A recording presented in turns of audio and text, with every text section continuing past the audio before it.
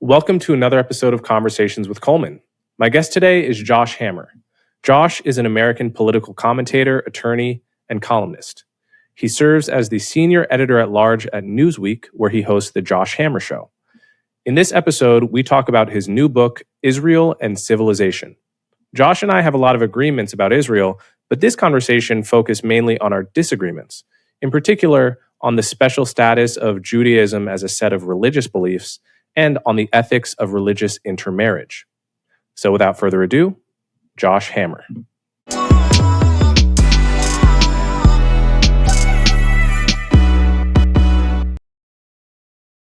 Okay, Josh Hammer, thanks so much for coming on my show. Coleman, it's a pleasure to meet you. Thanks for having me. So I've read about 2/3 of your book, and there's a lot of interesting material there to discuss. I anticipate we're going to have a lot of agreements about Israel, Palestine, and broadly who are the good guys in that story and who are the bad guys in that story.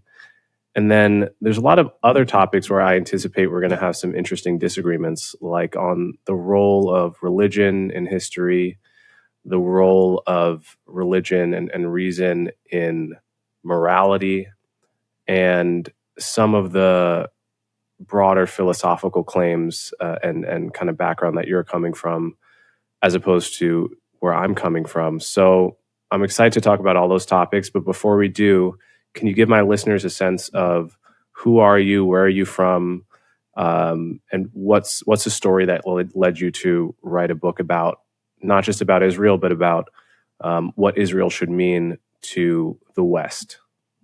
Yeah, sure. So, great to meet you, of course. So, look, I've been in the media space for some years now. I host my own show, The Josh Hammer Show, write a weekly syndicated column, and this is my first book.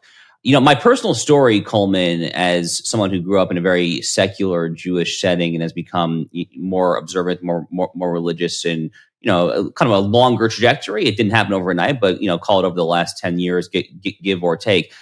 That personal story is very much there in the book. But even before I was becoming more observant, I've always been passionate about the state of Israel and just the thriving and flourishing of the Jewish people. It has always been pretty obvious to me, Coleman, that the Jewish people are not just this tiny, way less than 1% of the world's population there.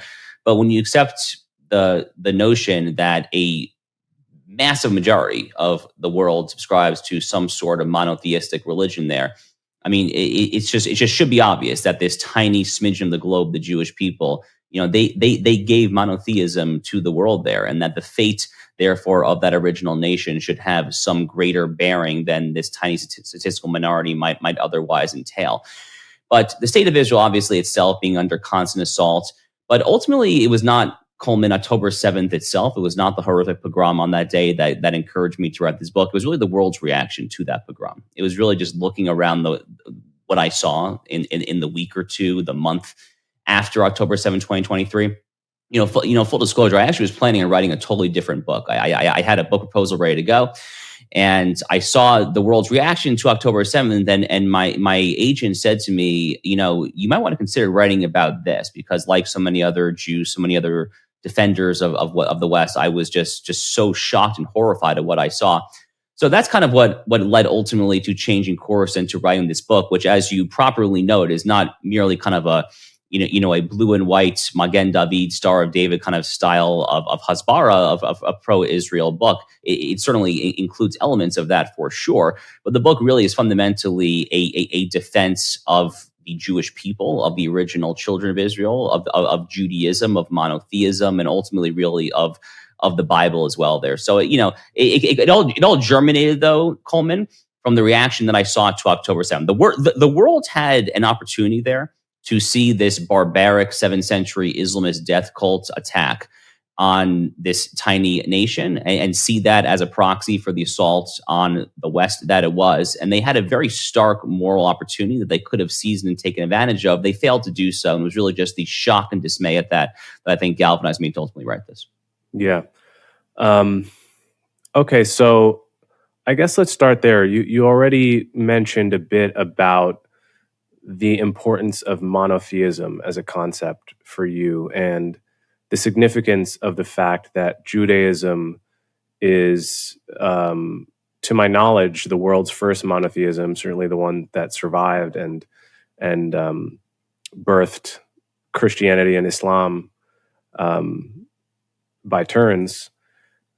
You talk about sort of paganism as the alternative to monotheism. Now, paganism is not a word you hear very much anymore, unless you're a historian that's studying Greek and Roman cultures, or pre-Christian Europe, or Hindus. And very few people sort of raise their hands and identify as pagans, and it's almost a joke word, or kind of like a joke insult. But paganism really just refers to any religion that's not a monotheism, where you believe in many gods, many deities. And so, from my perspective as an atheist, I fail to see a massive difference in principle between paganism and monotheism. To me, the devil would always be in the details, right? Like, what did the Greeks believe about their pagan gods, and how did that differ from the Hindu beliefs about their pagan gods? And the same question would go for monotheism. It's like, okay, you're a monotheist, but what does your God tell you to do? How does he tell you to behave?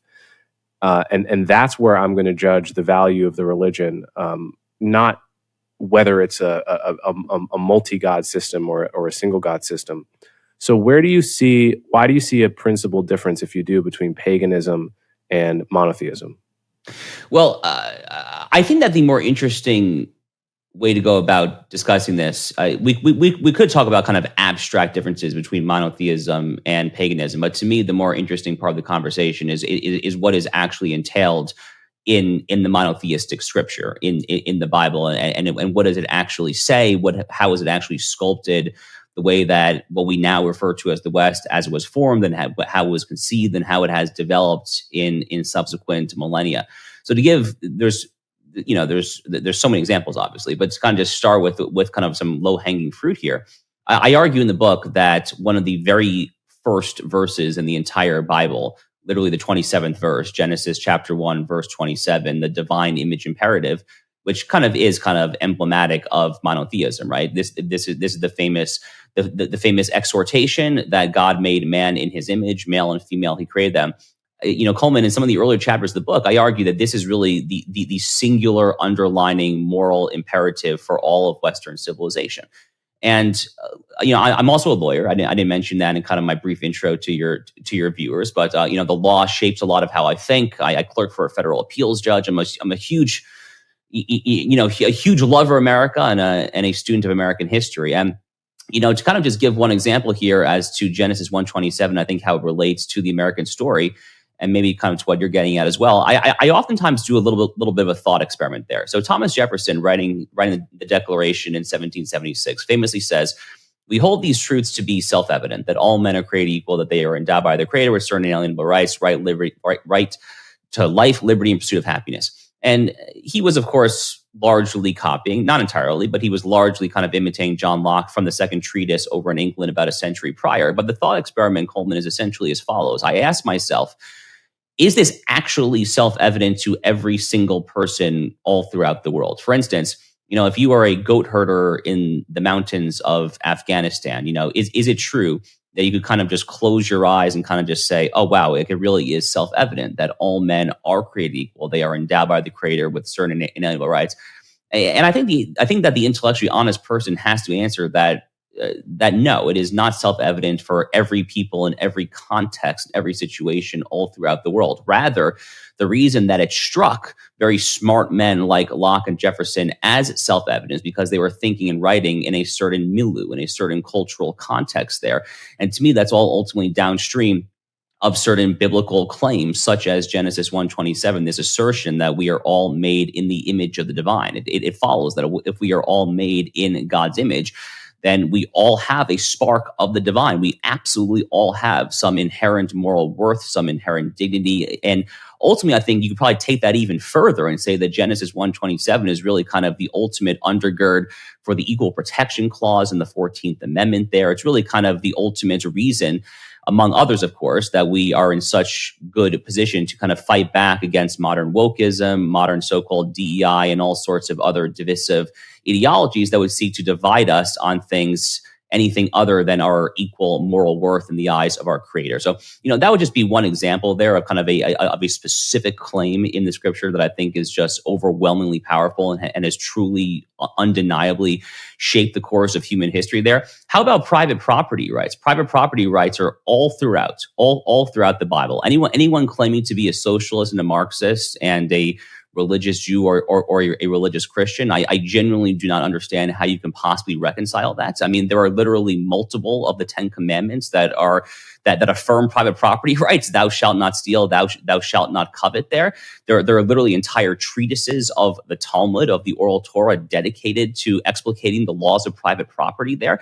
So, in many ways, the modern notion of private property rights is kind of downstream of the Bible as well. And basically just comparing on an empirical level. I mean, GDP per capita, just general economic metrics when it comes to private property rights systems versus non-private property rights systems. It seems to me that there is a clear winner there, and it is private property rights. That would just be another example of something downstream from the specific monotheism of the Bible as well. There's any number of other examples, but I don't want to go too far astray as well. Okay, so yeah, I think this may be an area where we have a disagreement, because I would definitely acknowledge that the Judaism and Christianity are a part of the legacy and the inheritance of Western societies, including with things like property rights, individual liberty. I don't think it's totally an accident that those ideas would come down the line from biblical roots.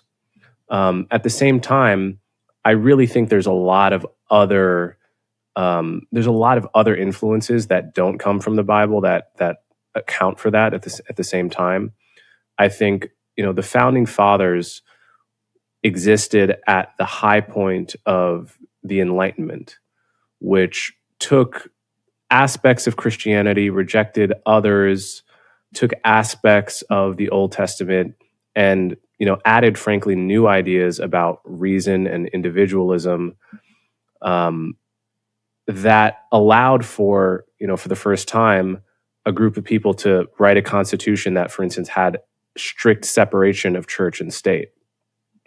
And had those ideas not been so ascendant at the time, because of the Enlightenment in particular, I think a lot of, America might have defaulted to a much more heavily Christian-forward state of affairs in terms of its statecraft.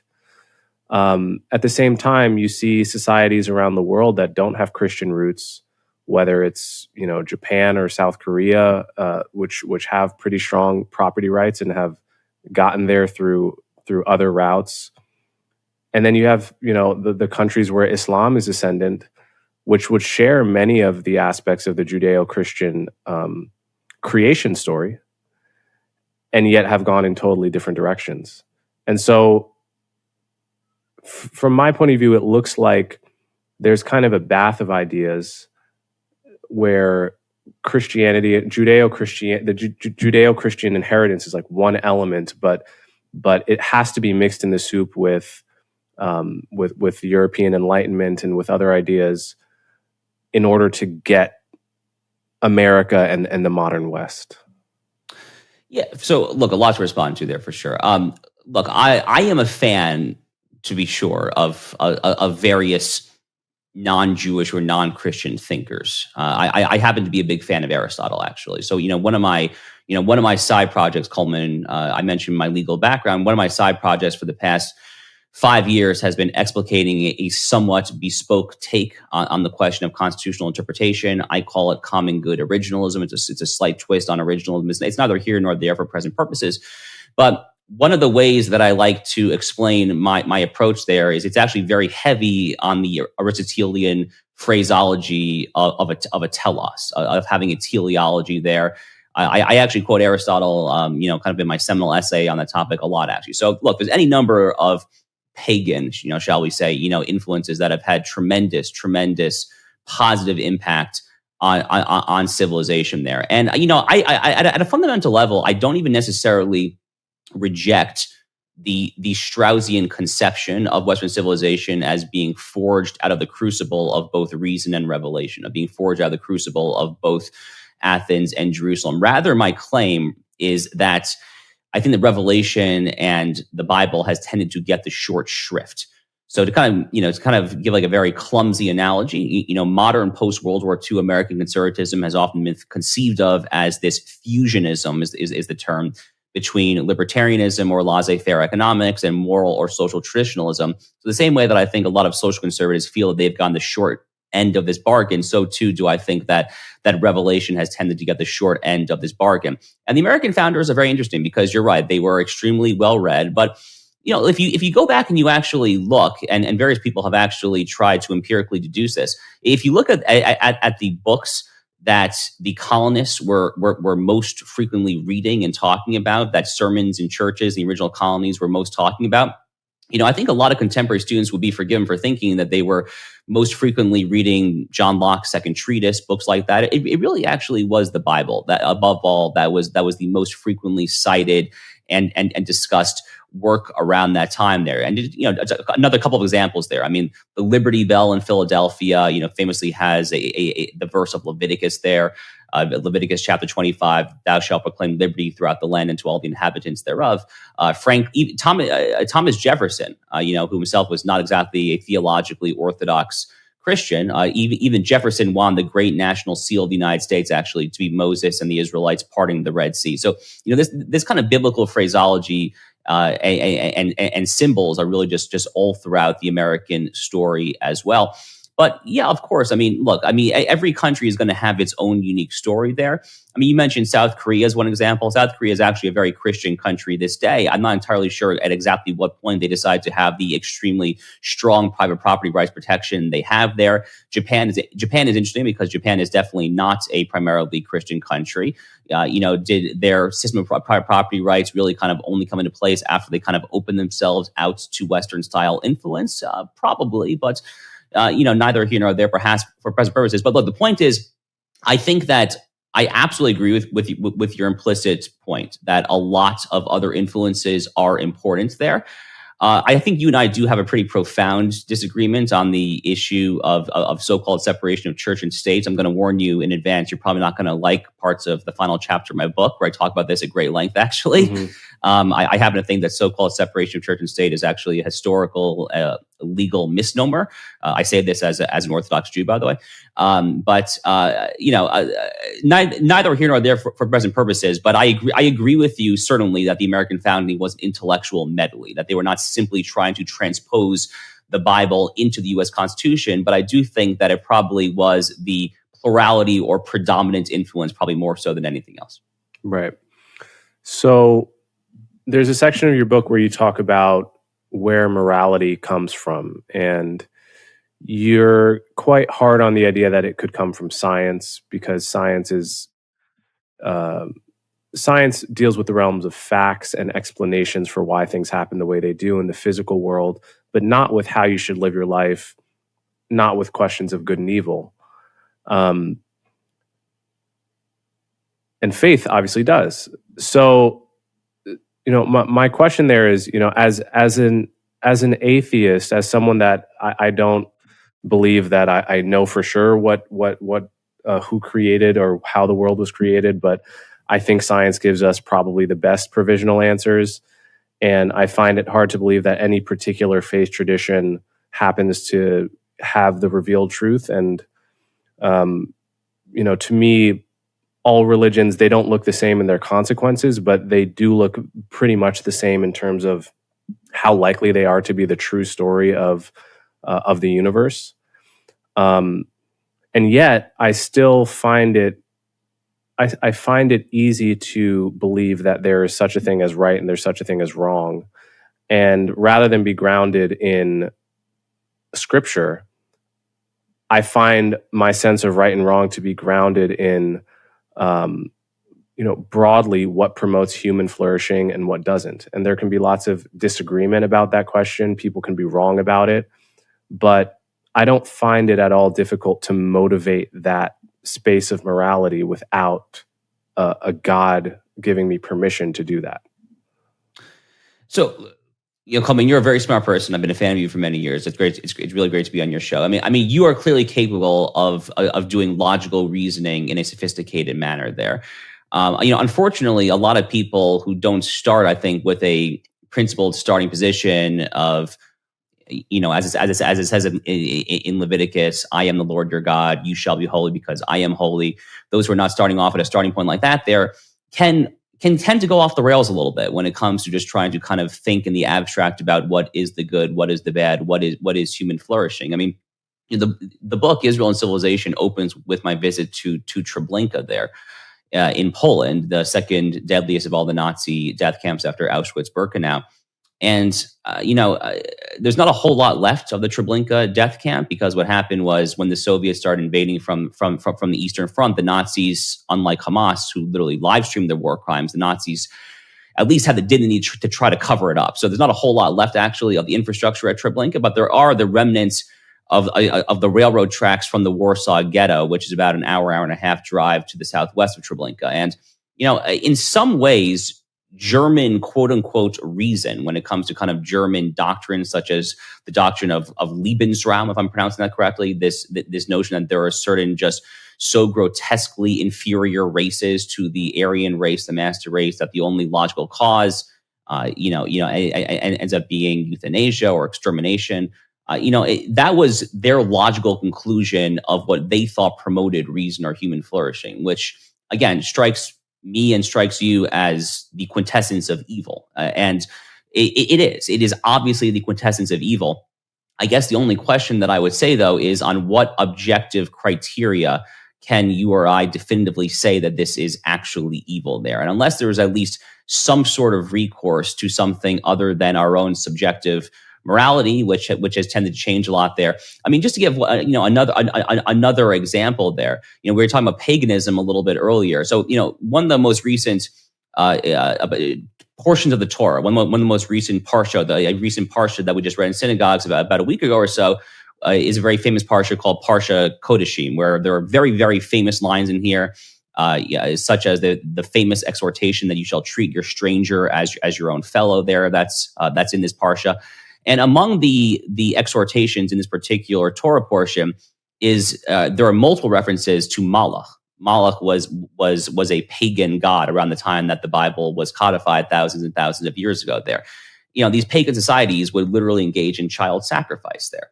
And I guess they did so because they thought that was what promoted human flourishing. So look, I mean, there are all sorts of kind of crazy examples that I can whip out there, but I just struggle to discern how exactly someone can definitively say that this is right or this is wrong, absent recourse to something beyond just the limits of our human knowledge. Okay, so I think there's two parts to my response. The first part is that one can objectively say that something like the Holocaust was evil, or something like, burning children alive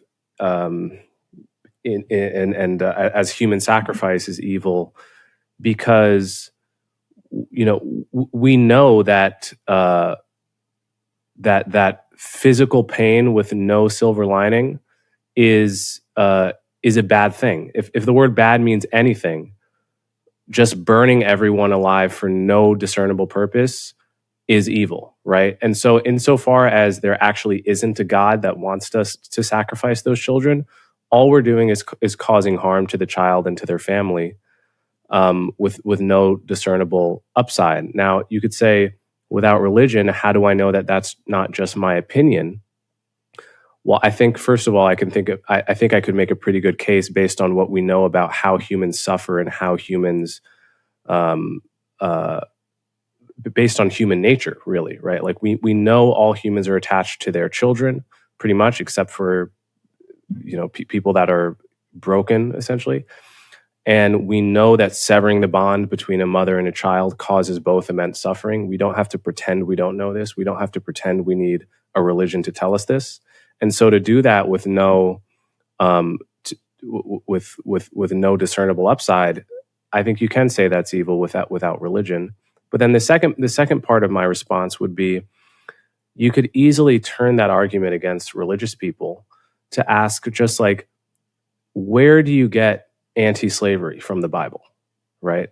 If how can you say as a Jew or a Christian, really, you read the Bible cover to cover, you're going to see many ways in which slavery is condoned, though it's regulated, obviously, even in ways that were probably progressive for the era it was written.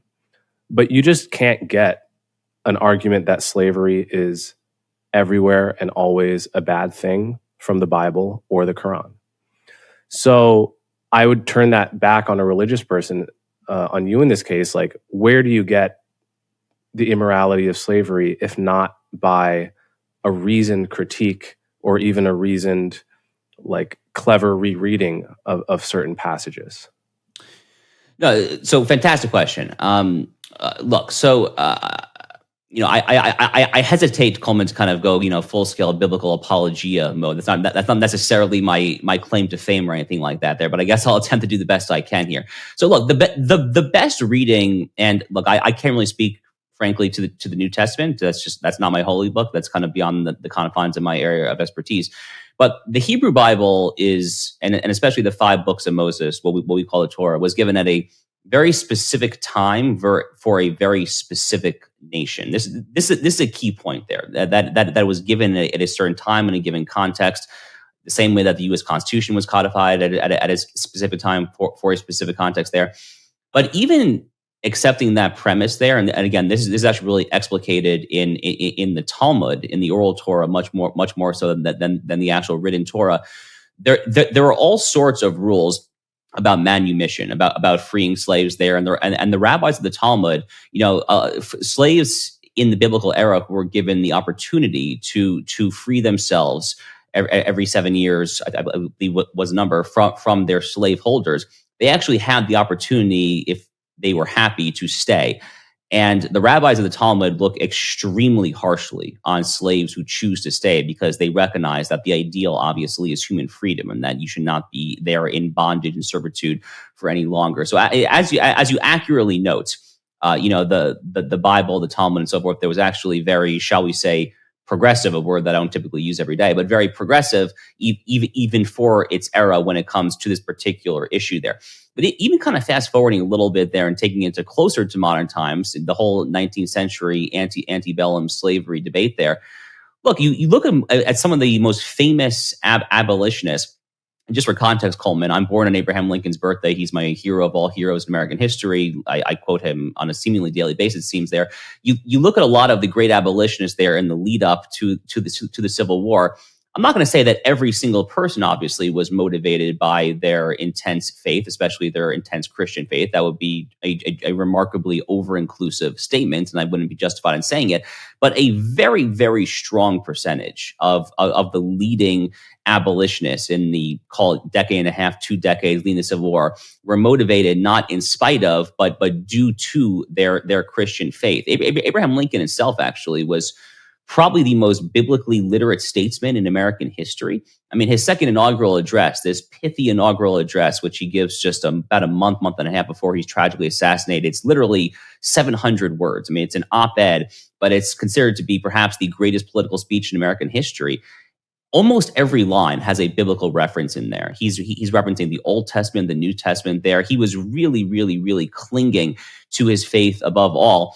And, the most obvious place that you could point to say that, okay, this is actually the logical starting point to say that slavery is irreconcilable with the biblical vision of human flourishing. The most obvious starting point would be where we started our conversation maybe 15, 20 minutes ago or so, which was Genesis 1:27, this notion that we are all made in the divine image, male and female, God created them there. So, that certainly is what I think what many of the antebellum Christians were leading up to. But again, I also don't want to be seen by your viewers as being wholly dismissive of reason. I absolutely think that reason has a role here. This is a little bit in the early chapters of the book as well. So, for instance, Maimonides, one of the great medieval Jewish sages, actually writes about this a lot. Maimonides, himself was a scholar of Aristotle, of various other non-Jewish, non-Christian, pagan sources.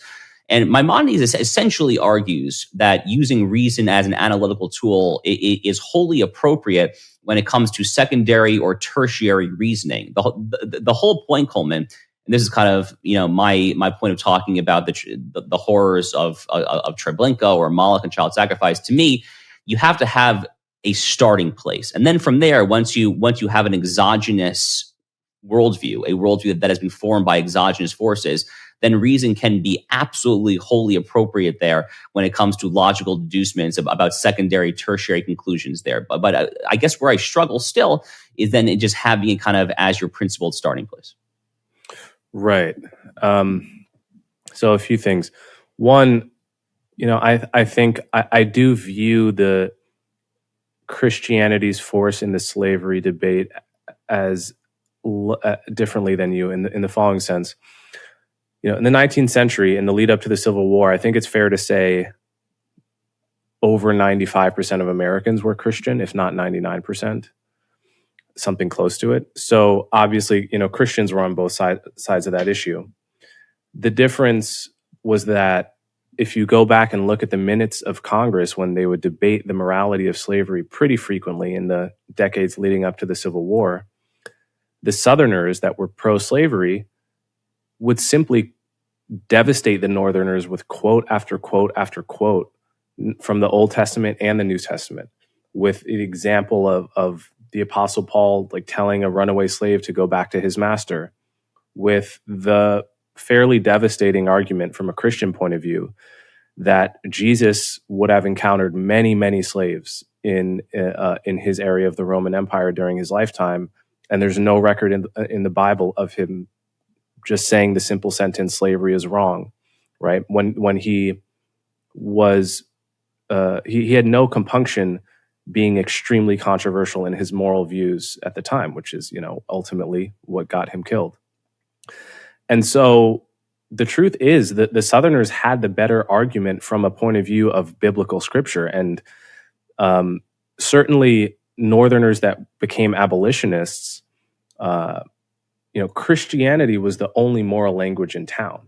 So there really was almost no such thing as making a moral argument that didn't come from a Christian perspective. And if you had a thought, you had to frame it in a Christian perspective for it to even make sense to yourself, much less to make sense to other people, because I don't think there was a language of secular morality that anybody really knew how to speak in a Christian nation.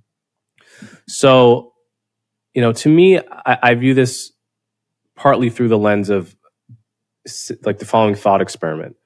If there were just one sentence, either in the Old Testament or the New Testament, instead of all the stuff about how to treat your slaves, just one unambiguous sentence akin to "thou shalt not kill," perhaps even handed in the Ten Commandments, I think the entire history of slavery is different. Would you agree with that? I think it gets abolished much earlier. I think it's probably never exists in America if it's just totally unambiguous. No, I would certainly agree with that. I guess my view of the Bible's grappling with slavery, including kind of the Talmudic rabbis viewing it disfavorably along the lines of what I said there, was not necessarily wholly dissimilar from the American founders' view of slavery. The American founders, some of them obviously were overtly pro-slavery. I mean, you did have your John C. Calhoun types. He was not a founder, but you had people like that who genuinely viewed it as a positive good. That's the infamous line associated with John C. Calhoun's social thought. But the more predominant way of viewing slavery at the time of the American founding was that this was something that was wrong, and we are going to kind of put the starting places to eventually kind of lay the seeds for this eventually being eradicated and phased out. That's kind of the entire conception of Abraham Lincoln as leading a second founding, a new founding there, which Leo Strauss and many others have talked about there. And just to get there's a lot of examples there in the U.S. Constitution, but for instance, the fact that the word slavery never appears, the fact that they actually phase out the importation of new slaves after the year 1808. There's a clause to that effect there. So I think similarly, again, kind of getting back to what I was saying about how the Bible is given in a specific time for a specific nation in a specific milieu there, they were not ready at that time to eradicate what was then a ubiquitous institution there. But again, the fact that slaves being freed, manumission of slavery there is well established. There are rules and regulations for it there. There was really no context of a slave being held for life. And then even those who just chose to stay of their own volition were actually looked deeply negatively upon there. You might suggest a similar argument, such that yes, it is there, but there are any number of other factors indicating that it was not viewed particularly favorably, and that one day it ultimately might be phased out or eradicated. But I'm not going to object to your question. I think that your conclusion is sound, which is that if there had been a very simple "thou shalt not own a fellow human being as a slave" provision there at some point in the Bible, then the course of Western civilization history definitely would have taken a different course. I totally agree with you on that. So the idea that the way I see your book is that you hope to sort of convince people that care about the West that Israel is an important cause to them too. Is that would that be an accurate way to describe part of the purpose of the book? Yeah, and again, the word Israel here, Coleman, is something of a double entendre, right? I mean, it is referring to the state of Israel. It absolutely is referring to the post-October 7th hostilities between Israel and Hamas, Hezbollah, Iran, everything that we've seen for the past year and a half. But it along the lines of, the past 35 minutes of our conversation, it's also referring not just to the capitalist state of Israel, but also the nation of Israel, the children of Israel, and this entire notion of a biblical inheritance. And it's arguing that just as the state of Israel is the geopolitical canary in the coal mine for the broader West, so too are the children of Israel, the Jewish people, the canary in the coal mine as well here. And the same way that the broader West would be deeply mistaken to forsake the state of Israel as being an indispensable cog in the broader apparatus, so too would Christians and everyone else who cares about what today we refer to as Western civilization, so too would they be gravely mistaken to try to forsake or abandon the Jewish people as well. Yeah. So to that end, in your book, you talk a lot about how sort of the fruits of secular America, secular liberalism have led to a situation where, by default, young liberals, young Democrats, progressives hate Israel. If they weren't already anti-Semitic, I think many of them have developed anti-Semitic tendencies and resonances in the past 2 years at minimum.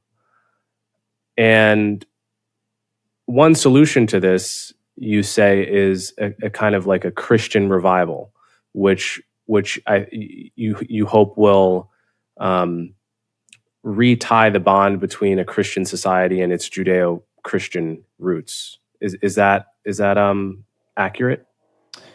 Yeah, I think that's broadly accurate. I have long believed that one of the greatest things that could happen to America would be some sort of great awakening, similar to an 18th or 19th century mass Christian revival. Look, I mean, it obviously depends on what type of theology we're talking about here. We actually are tragically seeing the rise, albeit still on the fringes, but the rise of at least some strand of Christian anti-Semitism, which has always been pretty foreign, actually, to the American story. Look, there have been exceptions, obviously. I mean, Father Coughlin, the infamous anti-Semitic radio host on the airwaves there during the FDR presidency in the 1930s. So there have been exceptions, but for the most part, theologically, Christian anti-Semitism has been a fringe phenomenon. But yeah, generally speaking, I mean, just looking at a lot of the great social maladies that afflicts current contemporary America. I mean, teenagers who are suffering from tragically high percentages of loneliness, despondency, spending too much time on TikTok, Instagram, looking at people who are too skinny, having eating disorders. I mean, all the things that, and there's a lot that's currently affecting America. I mean, the drug crisis. I mean, my cousin tragically 8 years ago now overdosed and died from fentanyl. I mean, I know this personally. I mean, there are a lot of social maladies here in America there. It seems to me that one of the best bang for your buck propositions, if it were to happen, to not be a literal panacea, but about as close to a panacea as we could realistically aim to get for there. And this includes trying to shore up the pro-Jewish philo-Semitic foundations of this country, upon which our founders like George Washington, John Adams, Alexander Hamilton, they spoke so beautifully on this topic. Yeah, I think one of the best bang for your buck propositions would be some sort of Christian revival for sure.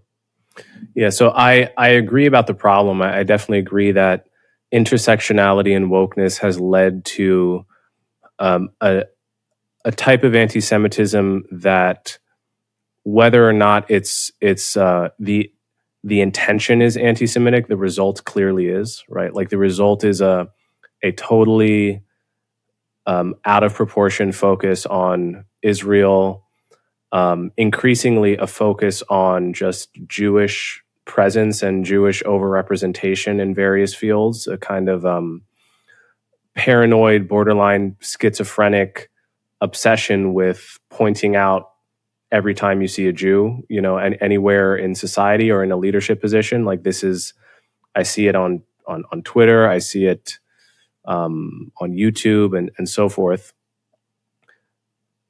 Yet, at the same time, it's not obvious to me that Christianity would be the solution, partly for reasons you point out, right?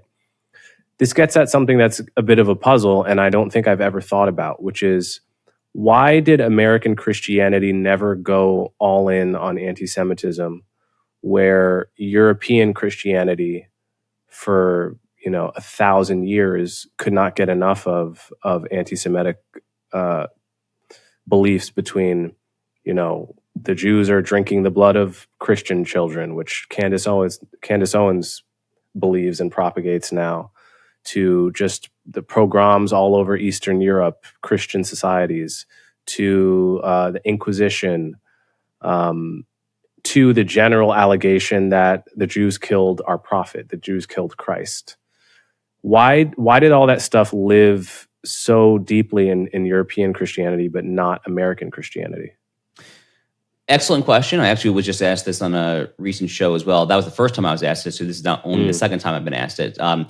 I don't pretend to know the exact answer, Coleman, but I can talk you through at least some of my hypotheses as to why that is the case. And the basic reason is that when you look at the founding of America, not just in the late 18th century, but literally going back to the sailing of the Mayflower, something that I talk about as well in one of my earlier chapters of the book there, and you look at the way that the men in that case who sailed across the ocean on the Mayflower, that they actually conceived of themselves. They literally did think of themselves, and this is a matter of public record. It can be easily Googled. They thought of themselves as new Israelites crossing their version of the Atlantic Ocean. In fact, Sir William Bradford, the captain of the Mayflower, who ends up becoming the second governor of Plymouth Colony, he himself was a student of a well-known Christian Hebraist from back in England. Hebraist is one of these antiquated terms, kind of like pagan, I guess. A Hebraist is someone, as the name would imply, who studies biblical Hebrew, the Bible, and so forth there. And as a student of this man, Ainsworth, Sir William Bradford, the captain of the Mayflower, actually himself spoke about 1,000 words, give or take, of Hebrew. There actually was some chapter on the Mayflower about potentially just issuing a clean break with the English language upon landing at Plymouth Colony and then just starting to speak Hebrew. It never happened, obviously, but they did discuss it, actually. And it was this imagery, this notion of America being this new birth of freedom, akin to Moses and the Israelites crossing the Red Sea. As we mentioned earlier, Thomas Jefferson and Benjamin Franklin wanted the national seal of the United States to be Moses parting the Red Sea there. The Liberty Bell in Philadelphia with Leviticus, George Washington, this beautiful letter to the Hebrew congregation of Newport, Rhode Island in 1790. I think that the type of Christians that lived in America, quite literally going back to as far back as the Mayflower, had this positive view of the Hebrew Bible, of the Old Testament. That's not to say that they were here, there, and everywhere themselves Jew lovers. They were not necessarily the kind of people to just kind of gush about how every Jew they met was the greatest person. I mean, to be clear, there is some of that. I mean, John Adams and Alexander Hamilton at times say something pretty similar to that. They are very philo-Semitic. I'm not claiming that all the pilgrims were themselves philo-Semitic, but they had such an attachment to the Old Testament story there that I think it ultimately kind of permeated into kind of fighting for religious liberty, certainly in a way that would benefit the original people of the book, the Jewish people there. Now, look, there's probably something to be said as well for the fact that even though there was a large Catholic population, certainly at the time of the American founding, especially in Maryland, which was the largest percentage Catholic of the original colonies there, it really was Protestantism and kind of this very kind of Old Testament heavy conception of Protestantism that really was pervasive, if not outright ubiquitous there. So the specific kind of type of Protestantism that really proliferated there in the colonial era probably had a lot to do with it as well. But I don't think anyone has a singular definitive answer. I will tell you this, Coleman, I am deeply, deeply worried about what I see in certain pockets of the discourse, call it these days, about a distinctly anti-Semitic strand of Christian thinking kind of increasingly being let out of the bag there. When I see some people talking about, how God abandoned the Jews forsake the Jews. You mentioned Candace Owens there. Certainly some of Tucker Carlson's guests seem to have very problematic thoughts on these matters, shall we say. Increasingly this cat is being let out of the bag, and it's trying to prevent as much hemorrhaging on that front as possible. That is definitely one of the reasons why I wrote this book. That's for sure. Yeah. Okay. So in another passage of the book, you talk about intermarriage for Jews, and you worry that this is to say a Jew marrying a non-Jew can produce religiously confused or outright non-Jewish children, and this is something you mourn. So to my ear, that to me sounds like someone that has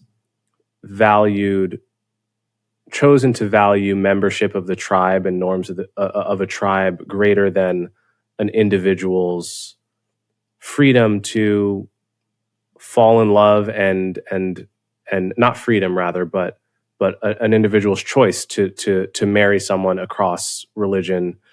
So I want to get at what's going on there for you. Is it the marriage, or is it Jews having Jewish children and intermarriage being harmful to that goal? Well, it's both. I think the two are essentially the same thing. I mean, look, let me just kind of say off the get-go here.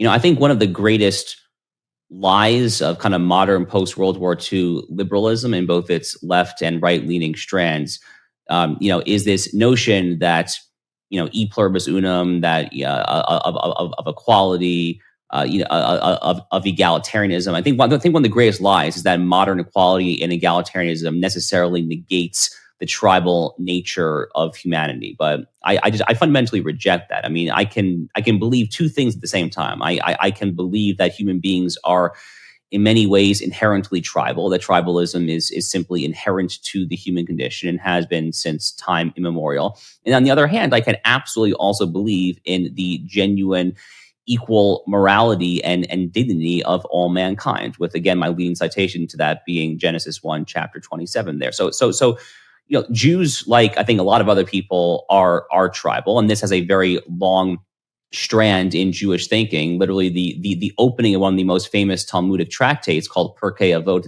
It's about the ethics of the fathers. It's one of the most oft-cited Talmudic tractates because it's not necessarily about kind of the minutia of property rights. Your ox gore someone, what do you do? No, this tractate is really more about ethics and values and like how you ought to live a good life more broadly there. And literally the opening Mishnah, the opening lines of Pirkei Avot, chapter 1, verse 1, talks about the intergenerational transmission, how Moses received the word from God.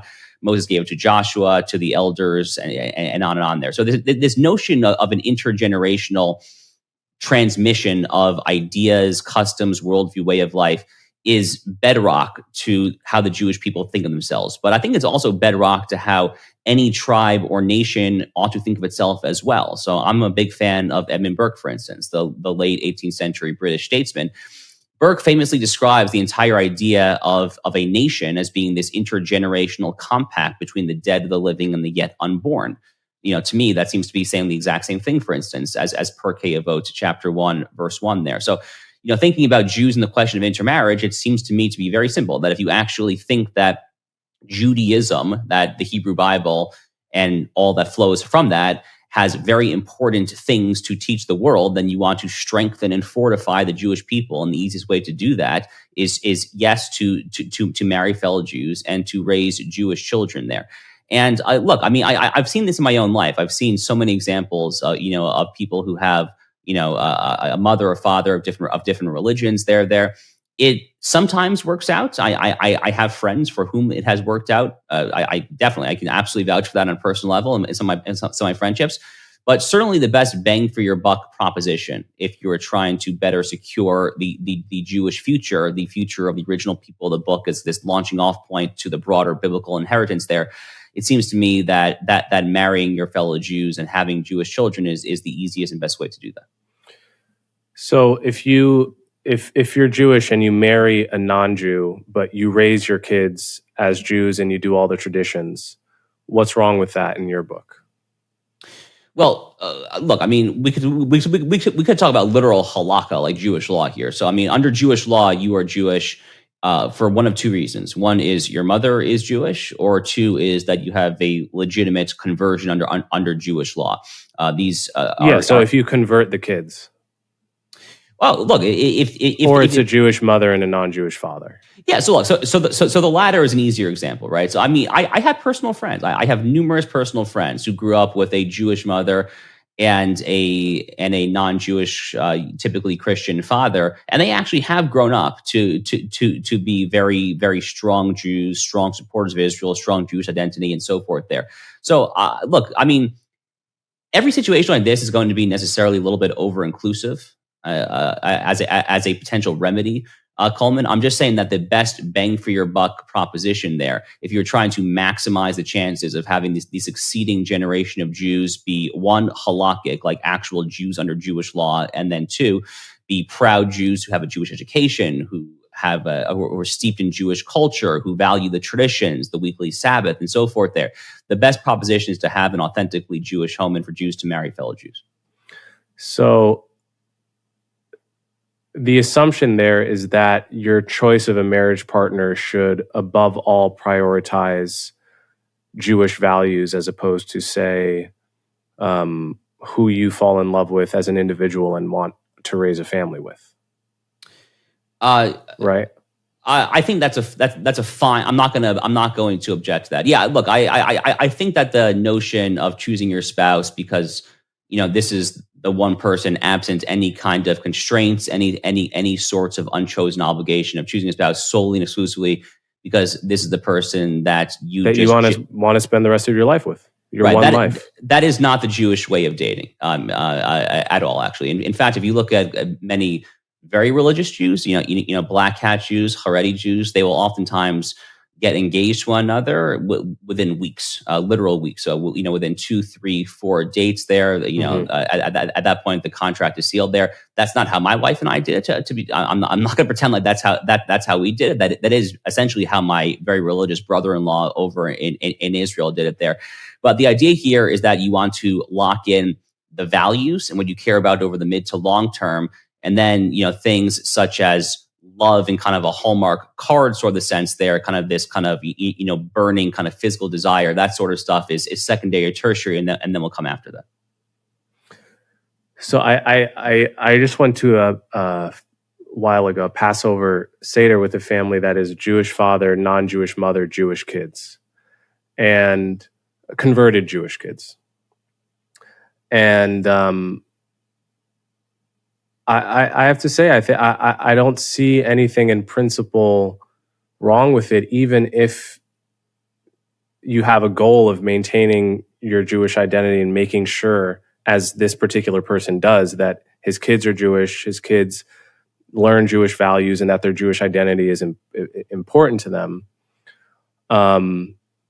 Conversely, I mean, I'm sure you and I both know tons of Jewish couples that have kids whose Jewish identity lapses, despite the fact that both parents are Jewish under Jewish law and they're Jewish under Jewish law. And so my feeling is that whatever your value set is, whether it's religious or more about choosing the individual you want to spend the rest of your life with from the perspective of your happiness as a couple, excluding people on the basis of religion before getting to know them, I think is the wrong approach. Look, I think there's any number of reasons why someone would want to marry or not marry another individual. So if you are, if you are a very smart person, okay, then you might not want to marry someone who is not, has like half your intelligence, right? I mean, there's any number of other reasons outside of religion why you simply would not necessarily want to mate and just spend the rest of your life with that particular person, right? But to use your example of the Passover Seder, I mean, I don't know this family, obviously. If the children had a legitimate, halakhic conversion under, authentic Jewish law, they converted. Typically, how that would work would be at the time of their bar mitzvah. I suppose they would have a formal conversion. If that's how it all worked, and they're great. I mean, that sounds. I fantastic. don't know, but I'm pretty sure. It would have been, yeah. That sounds fantastic. I mean, far be it from me to criticize that. I mean, and to your point as well. Of course, I know families for very strong Jewish upbringing, and the children go astray. And to be clear, this happens in Christian families as well. This is obviously not just a Jewish phenomenon, but rather here, I mean, we're talking here necessarily in over-inclusive statements where there's always going to be exceptions on both sides there. I'm just saying for a bang for your buck proposition, if you truly earnestly think that Judaism has an important message to teach the world, and the Jewish people are called, as the book of Isaiah calls us to be a light unto the nations there, and that is grounded in this notion of being the original chosen people, the people of the book and so forth there, then the easiest and best way to do that is to try to put social and cultural incentives such that Jews marry fellow Jews and then raise Jewish children. There are obviously going to be exceptions there, but we're just talking here generally about the rule rather than the exceptions. I remember having an argument with a Jewish friend of mine many, many years ago about this exact topic. And when it came down to it, what he said to me is, you know what? My grandfather is a Holocaust survivor.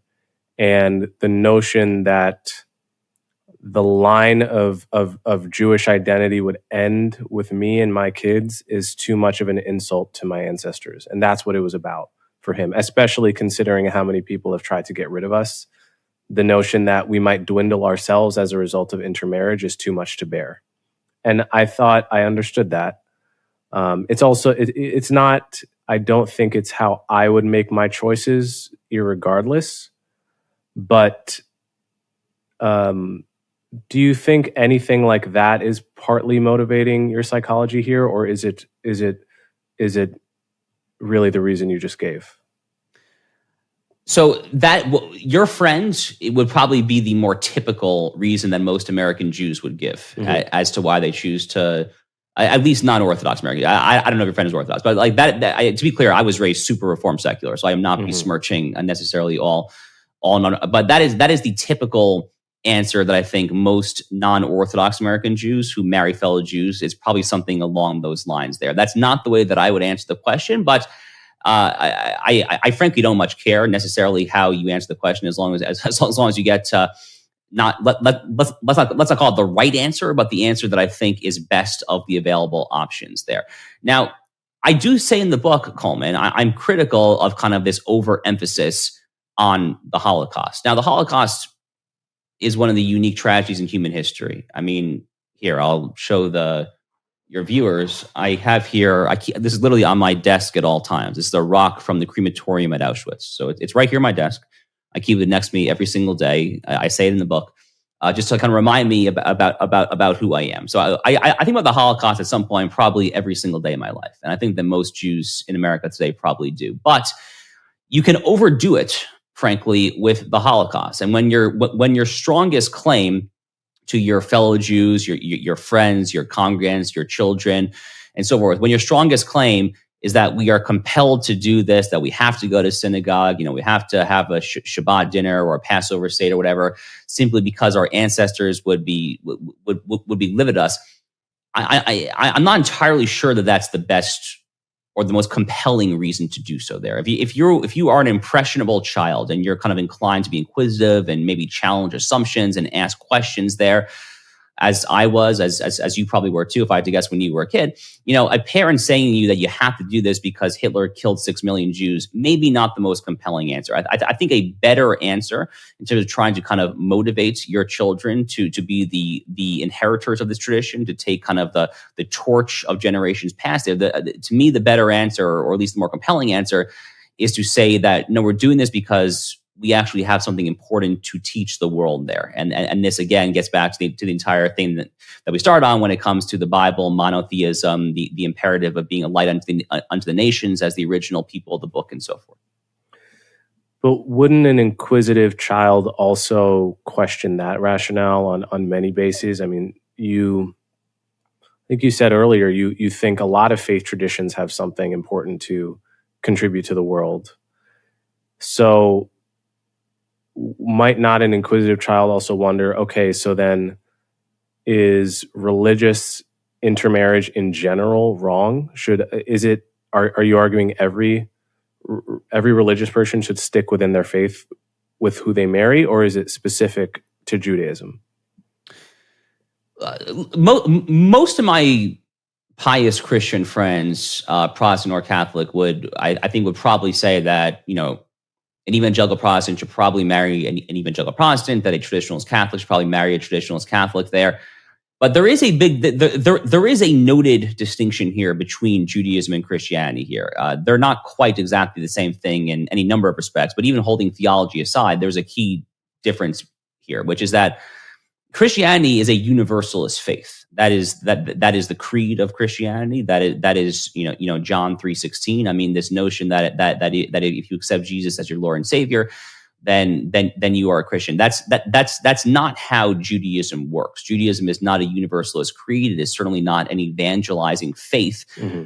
In fact, Judaism is probably better not described as a faith at all. I happen not to like that term, actually. Judaism is probably best described, religion is fine, but it's really a nation. It is really a nation that comes from a specific plot of land, Judea, hence the name Jew. As all nations do, they are tied to a certain part of, a certain parcel of the globe. And there are unique kind of, tribal affinities that happen to come about because of that there. So I do think that the case, and I've really never thought of this, to be honest with you, but I think that the case for the overarching imperative of Jewish intra-marriage is probably stronger than the case for the overarching imperative of Christian intra-marriage. But, certainly just based on my own observations, many of my best friends to this day are very, very devout Christians. I think most of my devout Christian friends would say that you ought to marry someone who has your same religious worldview. But I think that the case for Jews is probably even stronger for the reasons that I just said. Yeah, well, I think I would disagree with your Christian friends as well. I mean, I just, I about a year ago, I went to a wedding where the bride was Catholic, the groom was Protestant, and I mean, this was an amazing guy. He's in the army. He's up for being a Green Beret. He's just a total stand-up guy, an excellent choice. And her grandparents would not come to the wedding because he wasn't Catholic, And so this kind of family breaking, difficult, really tragedy, it happens, thousands of times a day all over the country, which this thing of, I'm not even going to meet him because he's not the right religion. Doesn't matter how amazing the person is, right? This seems to me to be to totally get priorities backward. right? Because if the idea is you want your child or you want your grandchild or yourself to marry a fantastic person with amazing values, really deeply held and amazing values, then you should not prejudge them based on what you assume their values to be, based on their the faith that they have on paper, right? You should actually try to meet the person, and you may then learn that their values are actually quite similar to yours. And if they're not, then they're not. And then you know that, and then you can disapprove of them for all the right reasons.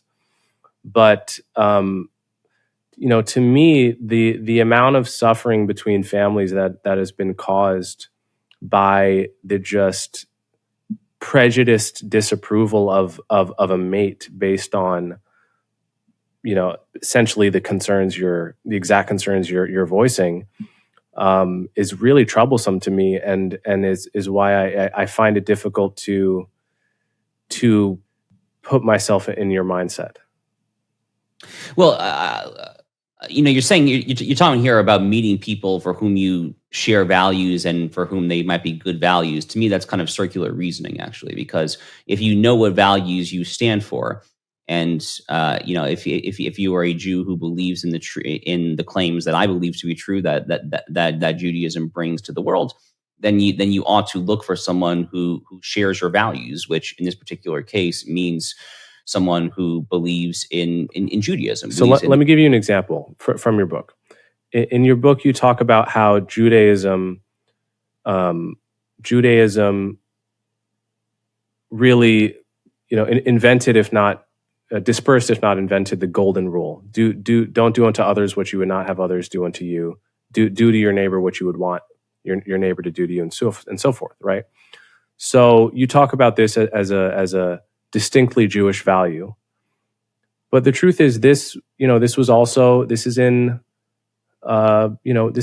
Hindu Sanskrit epic poems. It's also in Confucius said verbatim, right? Don't do unto others what you wouldn't have them do unto you. And so if that's an example, just one example of a value that you really want in your spouse or your kid's spouse or your grandkid's spouse, wouldn't it make more sense, instead of to say the person has to be Jewish or the person has to be this faith, to actually try to learn what their values are first, and then see whether it matches the values that you put into the container of Jewish values? If you're going to limit Judaism to things like Leviticus 19, chapter 19, verse 18, to treat a stranger as a fellow, then yes, maybe we can draw kind of cross-civilizational ties and say, kind of independently, the Hindus, Confucius, so forth, thought of the same thing. This kind of reminds me of learning in high school about how like 2 or 3 different civilizations simultaneously claim to kind of create the concept of the number 0, which I think it was like the Indus River Valley people, some Muslim civilization. I can't remember. It doesn't matter. But yes, there are obviously going to be examples of this. But to me, again, the question of values here is one. Yes, I agree with you, and this is where I think you and I do agree, is that we can, to an extent, and I'll qualify with to an extent, we can identify, absent recourse to anything else, that something like the golden rule is a good thing to an extent. I'm not willing to kind of go the whole way and say that we can kind of wholly determine this is a good thing, absent recourse. But I think to an extent we can have a moral intuition that this is a good thing. I would argue, by the way, that moral intuition comes from the spark of divine within us because of Genesis 1:27. But we can have some moral intuition that this is a good thing. But more generally speaking, Leviticus chapter 19, verse 18 is only one verse in this entire revelation. So for instance, we just had our first daughter who was born in December. When she's only 5 months old now, but when she gets, when it gets time for her to date, in theory, I would like for my wife and I to kind of raise her in a manner such that she believes in the truth of revelation at Mount Sinai. A claim, by the way, that Jewish tradition teaches there were, I forgot the exact number, but around 600,000 to just slightly over 1 million people standing there to witness this. This was not kind of just one or two people there, but the entire nation of Israel was congregated there at the base of Mount Sinai. I want her to believe in the truth of that revelation and all that entails. That does not necessarily mean the truth simply of these more kind of universalist moral ideals like Leviticus 19, chapter 18, or even the notion that as we're commanded to do that if you are a farmer or a gardener, that you have to leave the corners of your field unfarmed, essentially, for the poor there. All these moral rules are very nice, but there are also all sorts of particularist rules that are kind of lumped together there with the universalist ideals there. So, for instance, there's the laws of kosher, the laws of kashrut there. And all of these, I think, have to be accepted if you accept the legitimacy of the divine revelation itself there. So I'm not solely interested in trying to find cross-civilizational pollination between the various abstract moral ideals that the Bible says there. To me, there are all sorts of particularist claims from a specifically Jewish perspective as well here. This is, I'm obviously not talking here about Christian dating, but from a very specific Jewish dating, upbringing, and marrying perspective there are all sorts of things that are not necessarily universalist, because again, Judaism itself is not a universal religion. It is a particularist form of nationalism, frankly, because Judaism really is a nation at the end of the day. Got it. So I think that I've been misunderstanding the way we're using the word values, because there's two different sets of values. There's particularist Jewish values, which include, for instance, believing in the literal truth of the Mount Sinai story, right? That's a value you hold that I don't. And then there's these other values which are more abstract, more universalizable, but which I think you would also agree, Judaism has played a part in disseminating, including to non-Jews, including to Christians, including to atheists, and so forth. So that's the set of values I was thinking about. Really, like when you talk about how you feel the Jews have something to tell the world, essentially, have something to teach the world. You're not talking about the Mount Sinai values, because that would be proselytizing a particular faith, which is not what Judaism is about. You're talking about the values that are by definition universalizable, like the Golden Rule and like the dozen other things like that. Not necessarily, no. I think, so to get back to the Mount Sinai story, so when God says in Exodus 19 that you shall be to me a kingdom of priests and a holy nation, this is kind of the origins of the book of Isaiah's famous line about being a light unto the nations there. The idea here is that the nation of Israel, again, this is what Judaism holds, it was chosen to be essentially a moral exemplar of what it means to embody collective holiness and to be a holy nation, to be a nation that is living as God's toehold here in this realm, to essentially be an example for the rest of the world, not to evangelize, not to subjugate, certainly not to spread by force, by the sword or anything like that. Definitely not that, but to basically just live in totality by observing all the commandments there and by embodying this notion of being a kingdom of priests and a holy nation. So yeah, that's going to include some universalist exhortations such as the Golden Rule. It's also going to include a lot of particularist rules as well, such as the laws, for instance, of kosher, keeping kashrut. One last question. We've seen this crop up a lot recently in the American debate, not only over Israel, but also Ukraine, the role of aid, military aid and economic aid.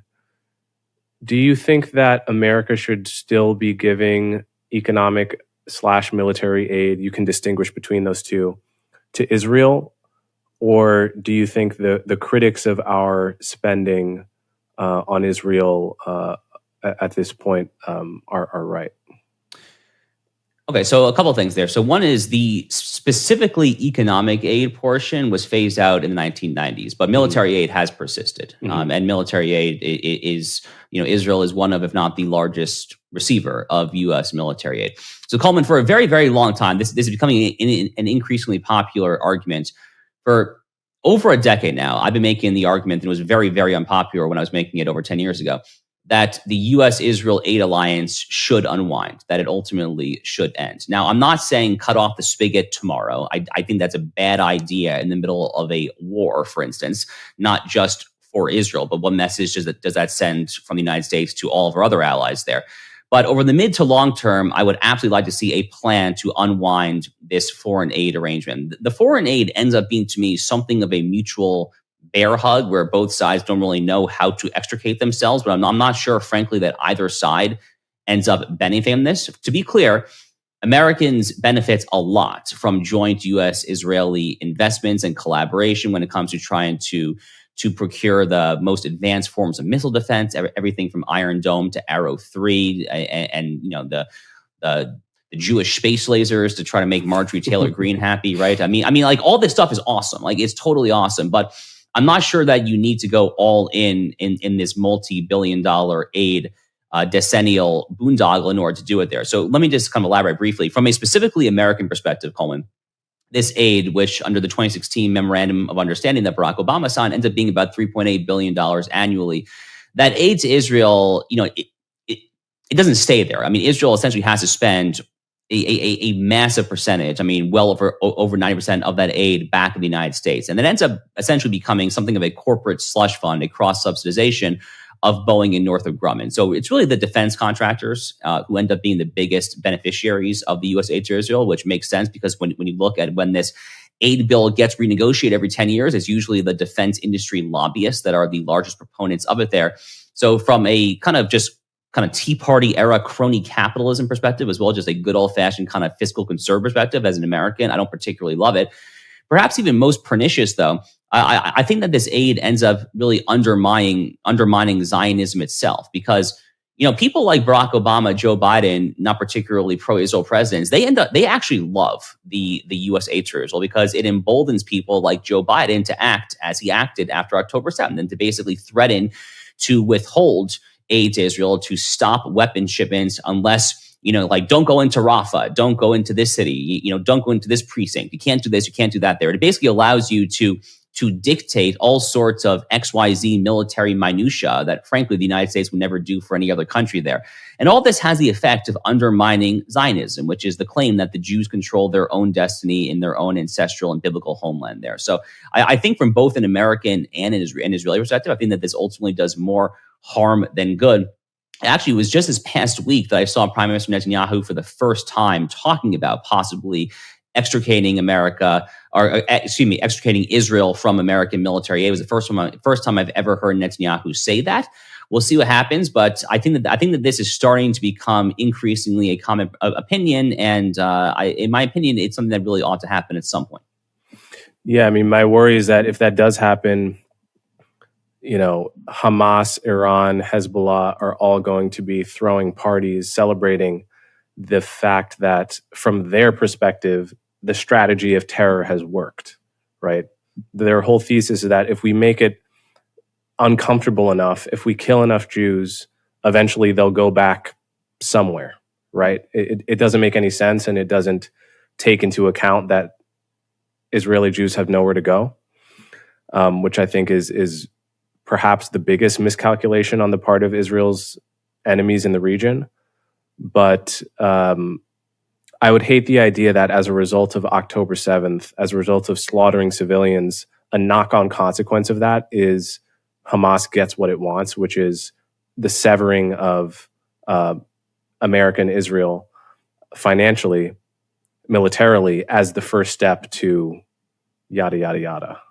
Well, I think that what America wants, Coleman, are strong allies, are strong, self-sufficient, independent allies. I mean, this is kind of the raison d'etre of President Trump's, foreign policy realism, of his nationalist MAGA, shall we call it, approach to foreign policy. I mean, he wants allies who are genuine allies, who can be trusted to patrol and secure their part of the world in a way that redounds to not just that country's national interest, but also to the American national interest there.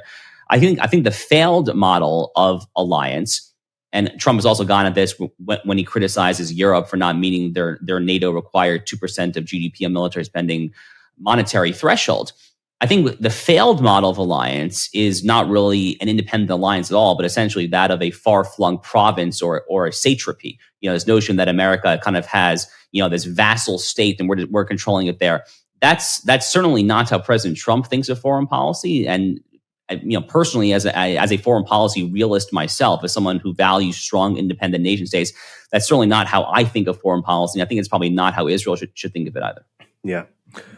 All right, Josh Hammer. The book. Give me the name of the book one time for my audience. So the book is Israel and Civilization: The Fate of the Jewish Nation and the Destiny of the West. Amazon, Barnes & Noble, or wherever books are sold. And they can follow you on Twitter, I presume, or a website? Yep, I'm on X, Josh_Hammer, Instagram, Josh B. Hammer. My own show is The Josh Hammer Show. I write a weekly syndicated column as well at Newsweek, Los Angeles Times, Real Clear Politics, a bunch of other places as well. All right. Thank you so much, Josh. My pleasure. Thank you.